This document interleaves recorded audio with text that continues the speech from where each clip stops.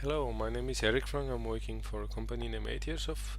Today I will introduce you to the new product named xBOM, standing for Extending BOM.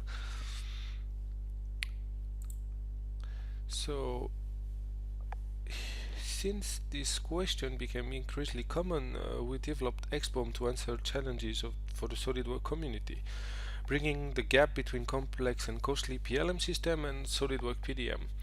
So our product aims for two different specific users. There is the small companies that do not have any PLM system and need to be able to extend their bill of material by insert items that are not designed by the CAD team, and as well for the bigger, larger company that have a PDM and PLM system in place but needs to format their BOM before they send it to the PLM system.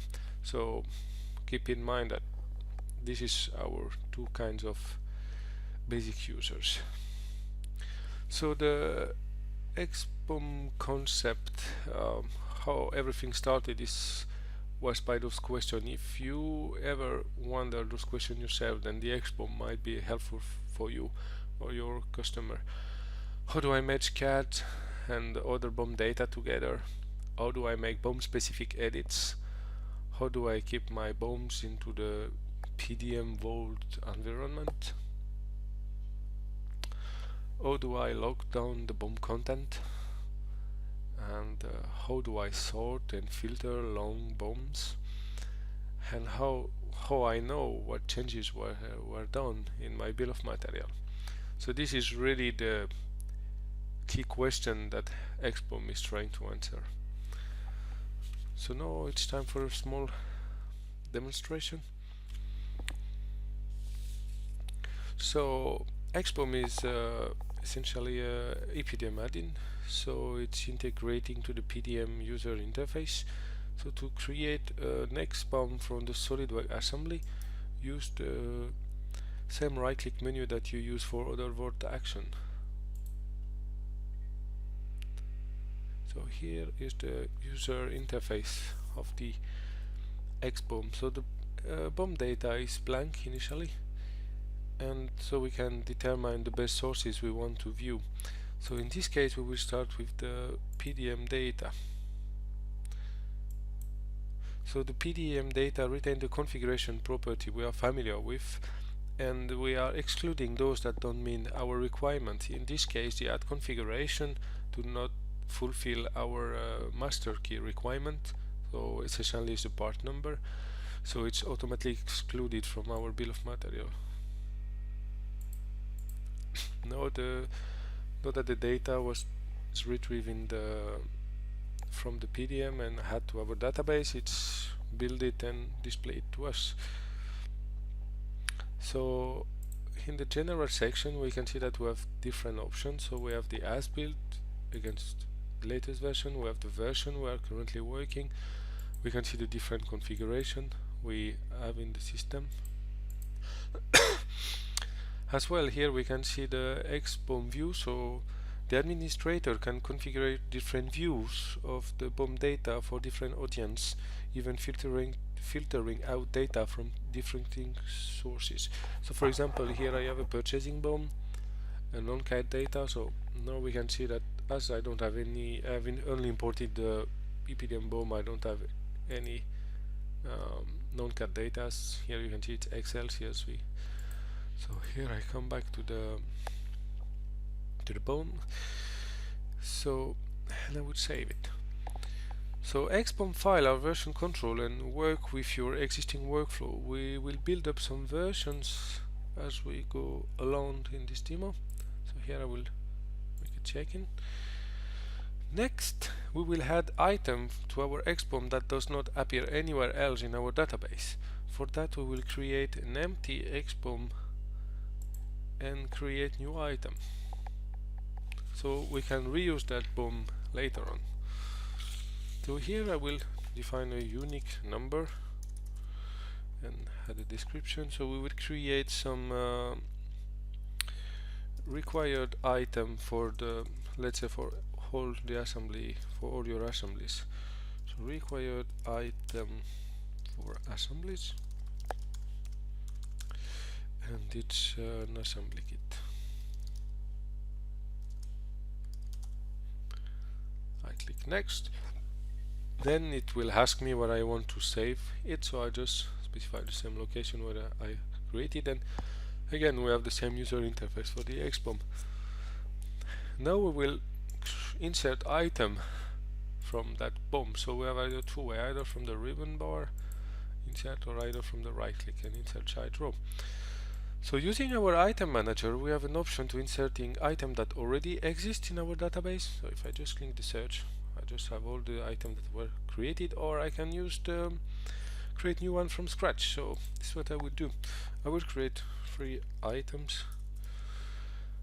So first of all, I will create some assembly grease. In our case, put a material white lithium, and I will add the vendor, and I will create another number, and I will create some coating, protective coating.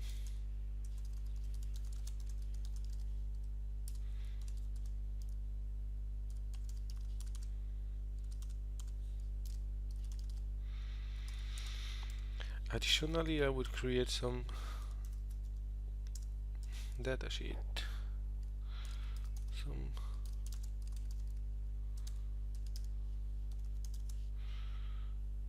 okay,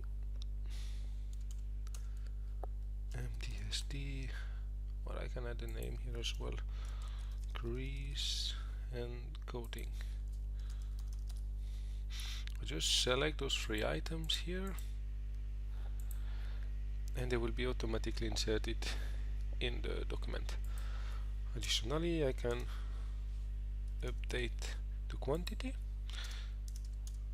but this can be later on updated in every separate BOM. So now we have a reusable BOM. Let's see how we can use it in the previous created assemblies. I will first of all check it in so that it's in the system, and I will edit the linear activator.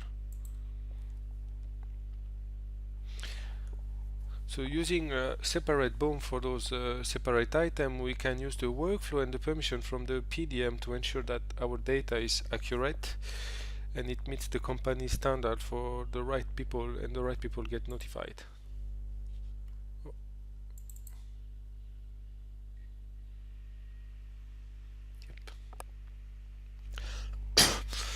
So I will again use our item manager. So I will use the same system. So our item manager allows us to quickly perform a global search for items we want to add. Search for a kit, return the items we are looking for. So for example, I can make global search, I can search for custom items, so this the item that doesn't belong to any, that are non-linked to any data source, or I can make search for only data source item. In our case, I would just make a search for kit. Make a search, and I click select, and I enter the item. So the item get inserted in our system. We may need to add item in our BOM that comes from another sources. So I have a PCB, a small BOM from a PCB for our electrical team, and we will import that as a source to include it in our BOM. So I select Excel, so it's the data source I want to import. Then I select the electrical BOM that my electrical team gave me. I just click open, and it gets imported. Then again it goes to my database and it's added here. Just like the PDM data we imported earlier, our Excel source version is also tracking, making it easy to know when we need to update it in our BOM. As you can see here, our view profile allows us as well to set priority. In this example, one item motor, this motor, also exist in the Excel data. So since our electrical team is responsible for this, we prioritize their import values over the placeholder from the CAD data. So as you can I will show you later in the compare features that this was actually replaced because it has higher priority. The PCB motor control is coming from the Excel data source for this electrical data. In our view profile, we have also designate which column are editable. So we need to update the vendor values for all our hardwares. So we have multiple methods to edit our BOM in that sense. So first we have the feature called the find panel, which is globally it's a global search. And here I can simply edit all my vendor. I hide it, and as well we have the auto filter. It's really similar to the Excel search. So here I can just specify this and I hide them. So here I have edited my item. So now I will save the data and I will show you all this in the compare feature. So I save, I check in the changes, and I will just open the BOM.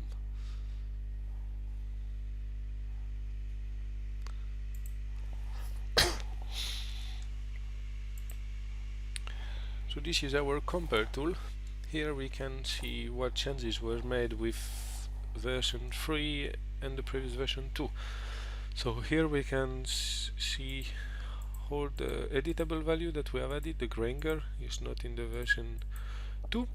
And as well here we can see the priority. Like in version 2 you can see that the description was named Gear Motor Maxon and the revision, color and vendor were empty. And when we imported the SOLIDWORKS electrical based on the priority, then we automatically selected the data coming from the Excel from electrical. So you can see gear motor, B, blue and Maxon were added. And additionally here we can see which item were added and that didn't exist in the version 2, as you can see here in the red and here in the green. So you have a really visualized compare feature.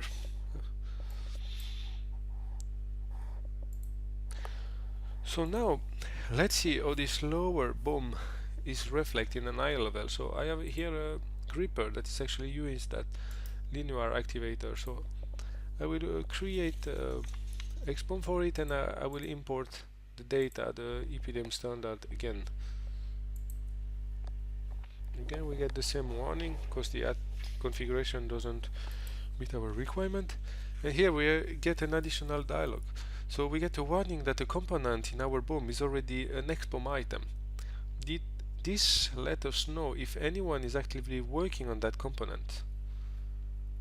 As you can see here, it's not checked. It's checked in, but is not checked out by any user. So we import, complete it. Again, we build our database. Notice the log next to our subassembly here. Its editability is now governed by the EPDM checkout control. Our custom rows are merged, and merged BOM data are now showing in the top level, and anywhere else we choose to use the linear activator. So the work you did on the linear activator is now propagated to every upper level. So you do it once. If it's generic, then it applies everywhere. So now let's see what happens if the mechanical design team make a changes. So I would save and create a version and keep it checked out and open the assembly in SolidWorks. So I will replace a small sub-assembly. Our team design a new one, and we will also update the description of our top level assembly so that we can show later in the compare features. So I select that 2-finger attachment and I will replace it with a 3-finger attachment.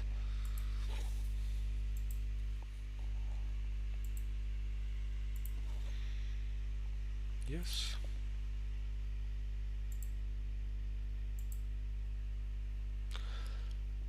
And additionally I will free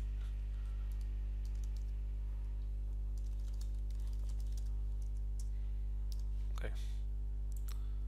Now I will save my changes, check in,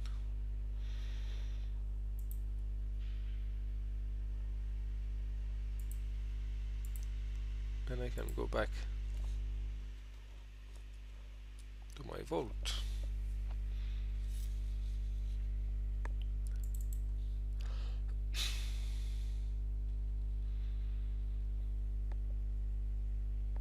So basically, to refresh the data sources, you click again import, or we can see actually here that you can see that the EPDM standard BOM is version 8 out of 9, and when I click here I simply call refresh. We get again the same warning, and now my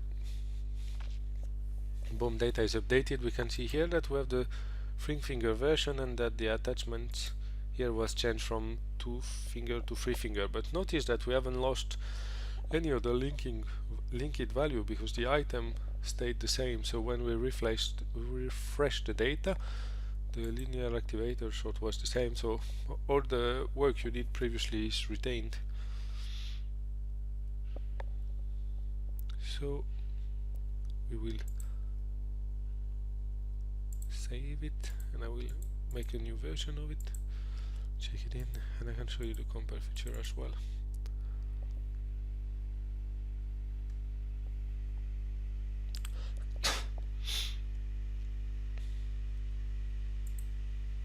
So again, just like I showed you previously, you can see that we edited the 3-finger to 2-finger, and the 3-finger attachment was replaced by the 3-finger attachment.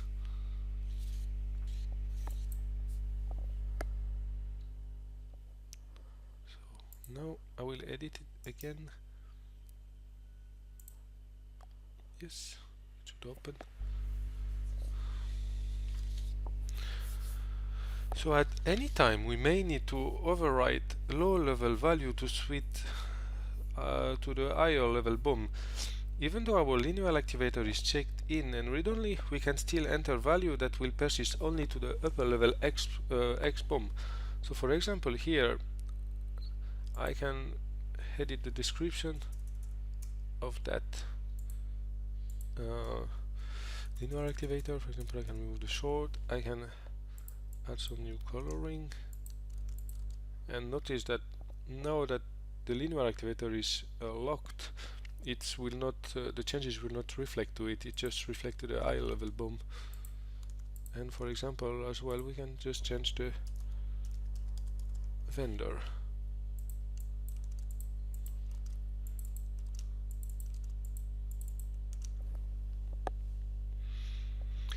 Additionally, we have some couple of other tools that, if needed, when you make a BOM, make your BOM, you might have some data that you need to hide, but you don't want to delete from the BOM. So you just select it and click the hide selected rows. So now you don't see it in your BOM, but it's still retained there. If you click show it an item, you can just see that the 3-finger attachment was selected. So I will put it back. So now I can show you again that if I open the linear activator, the data is still greener and nothing else was changed. So the data we just edited in the gripper just apply to the gripper itself. Now one really interesting feature is like we may need to create a variation of our design that only really that don't really change at the 3D CAD level. We can make copies of our xBOM, changing and adding any additional data, and basically we make a variation of it. So to do this is just I will copy the BOM. It of course asks me for new item number, because this is a, when I make a copy I create a new items. I can as well edit here, like let's say I can make a new version, variation of it. I click next,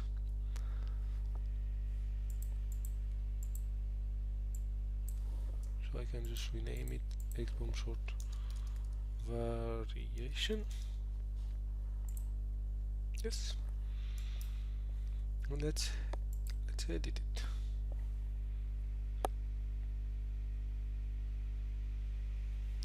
In our copied xBOM, we can change those items that differ from the original and know that these changes will not push back to the original. So, and let's make some tests. Let's make a demo. I will modify some value here. For example, I can update some color. I can even remove some items if I don't want them. Just for the sake of the demo, I'll remove the description if it's not needed. And then I will just save my changes. It asks me to save them. And now you can rest assured that the original linear activator is not modified. So as I can show it here, it's still exactly the same. Nothing was modified. All the value is the same as the original one, but it's a really easy way to make a BOM variation. So I will again open my variation, and I can show you a couple of additional features. So we may need to know everywhere when a BOM item is used, and this is a valuable feature in EPDM to help us to make informed engineering decision. This is the same is true for our BOM. If we select any component in our xBOM, I can see every single instance of it.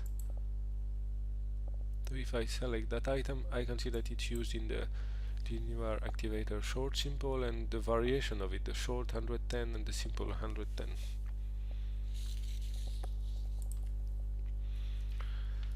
So now let's talk about the output. We can export data to Excel, CSV, and XML. So let's make a try. I will export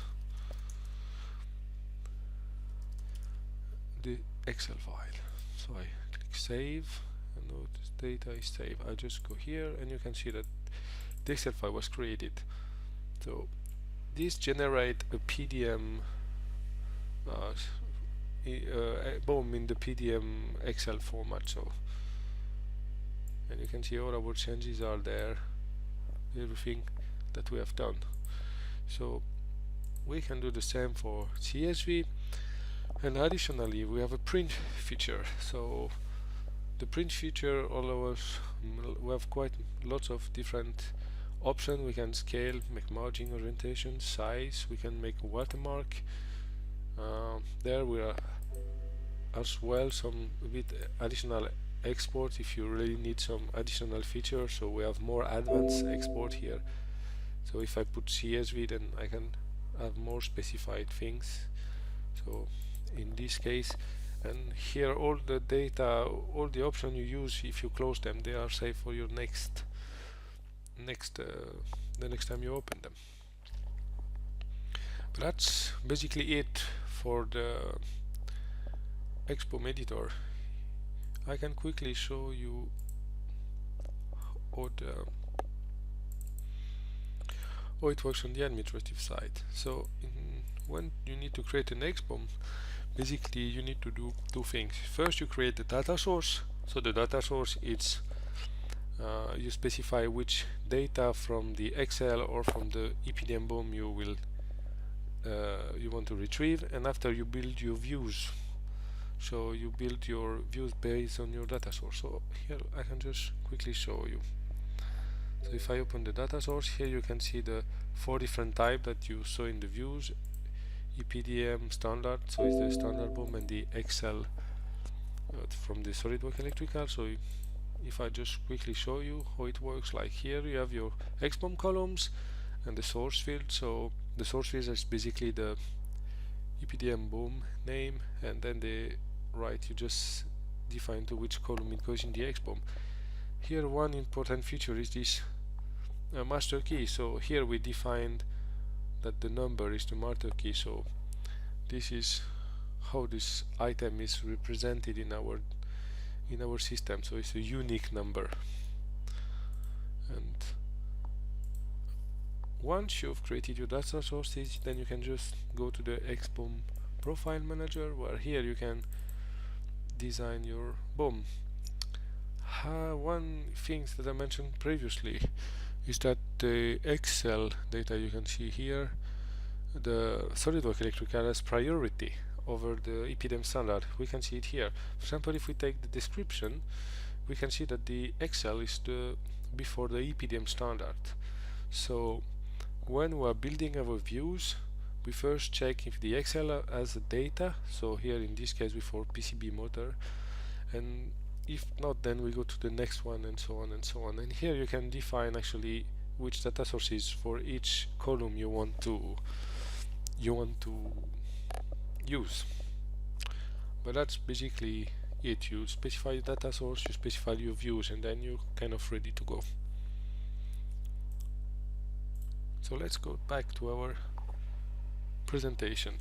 So I would just have a quick summary again of our xBOM solution. So you can use xBOM to combine multiple data sources, control source priorities as we using the EPDM environment, maintain link to the source data. As you saw, the Excel, when we make the Excel is linking to the data, so if we update the Excel, then we will know it. We can make custom and reusable rows and items. That's how we do it with our assembly kit. We have multiple xBOM views for different needs. We have BOM specific data, so that we saw that we edited the higher BOM, but it didn't apply to the lower BOM. And we have a full SolidWorks PDM integration, and we have this advanced filtering, sorting and searching, and user advanced BOM. So yeah. Additionally, we have printing, exporting, xBOM copy, visual version comparison, quite handy tool to see what happens. And we have this duplicate item prevention. As we work in the same way that PLM system will work, then we have unique item number, so you are sure that our data is accurate and you don't have duplicates. Thank you very much for attending the webinar. If you need more information, you can go in our current website, flexxware.com. Thank you very much.